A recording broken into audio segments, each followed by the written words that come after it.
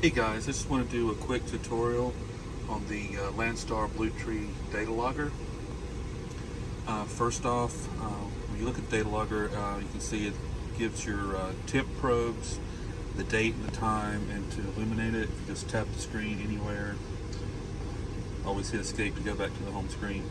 Once illuminated, you can see you've got your date, time. Always make sure that's correct and accurate before you do a temperature load, and it shows your current temps. We're not running a temp load right now, so this is just the ambient box temperature now, where we are currently located. If you press the down key,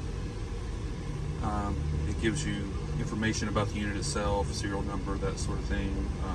Chances are you won't need that, but if you do, that's where it's at. And it is a touch screen, and I found that light touches actually work better. You're not really trying to press buttons here. If you just tap into any open space there, it'll take you back to the home screen. If you press the up key, that takes you to the delivery ticket or current temperatures.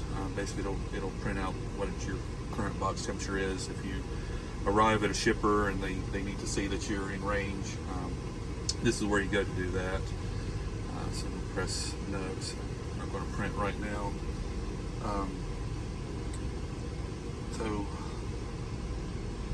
if you tap here in the middle, you get these basic menus. One is the print menu. This is the other way to get to the delivery ticket. The first icon here is the delivery ticket, just like we saw before, by pressing the up key. The one you're probably going to use the most, though, is this one.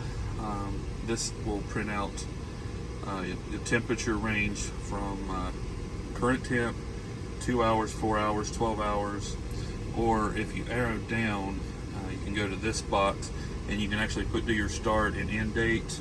So if you're on a long trip, this is probably the one you're going to want to use. If it's 3 or 4 days, you're going across the country or whatever, this is where you would do that so that you could get the temperature for the whole trip.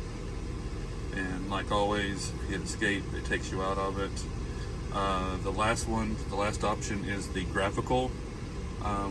We don't normally use that one, but you may have a customer that asks for it, and if so, that's where you do that. And it prints the same way. You have current temp, 2 hour, 4 hour, 12 hour. You arrow down, you tap this one and do your start and end date. And always escape to get out of those. Okay, and in the middle we have the wrench setting. Okay, and this one, we have this home key here. This is where you have your company name. We have Landstar Express, and the next line we have this our freight bill number, trip number, BOL number, whatever your agent or customer wants on there to identify the load that you're carrying. I think we've been using the freight bill numbers for hours.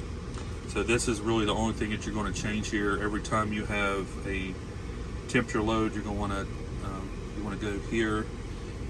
So if you arrow down, and then you can hit the over key here, and it pulls up the icon here where you can actually change.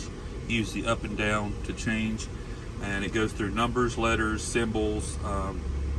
I will tell you, all the way down is a blank to skip if you need to space for anything, and I think all the way up is letters, and it actually goes through I think letters, and then it goes through some symbols and some numbers and then some more symbols, and like I said, the bottom one is the blank. Okay, let's get back to that. Tap the screen. That's really the only thing we need there. The next is the truck. This is where we have our truck number. We're a straight truck, so all we have is just our truck number. If you have a trailer, this is where you would also put in your trailer number, just identify the truck to go along with the load.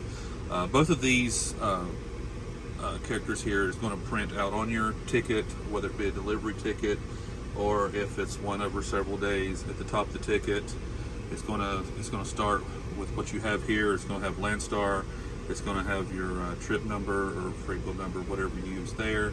And below that, it's going to have your truck number. So that's all of your identifiers right there. And this is where you change that. If you hit the down key, next we have a clock here. If you want to tap the clock, this is where you change your logging intervals. The most common is 15 minutes. That's where hours are set now. If you needed to change that, once again, like all the other menus, you'd hit the arrow over, and then you can use the up and down to change the time there. Just want to escape to get out of it. With the symbol over here where it's a circle, half dark, half light, that's where you adjust the contrast for the screen. The light bulb is where you adjust the brightness for the screen. So if you hit the ramp over here, you can adjust the brightness up and down.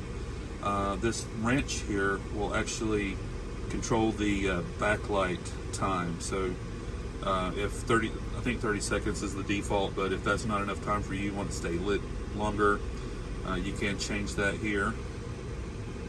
Back out again. Okay, and finally, at the bottom here, we have the block here with the degrees Celsius. This is where you change from Celsius to Fahrenheit. You literally just tap it and it'll switch from one to the other. It's just that simple. So I want to change it back to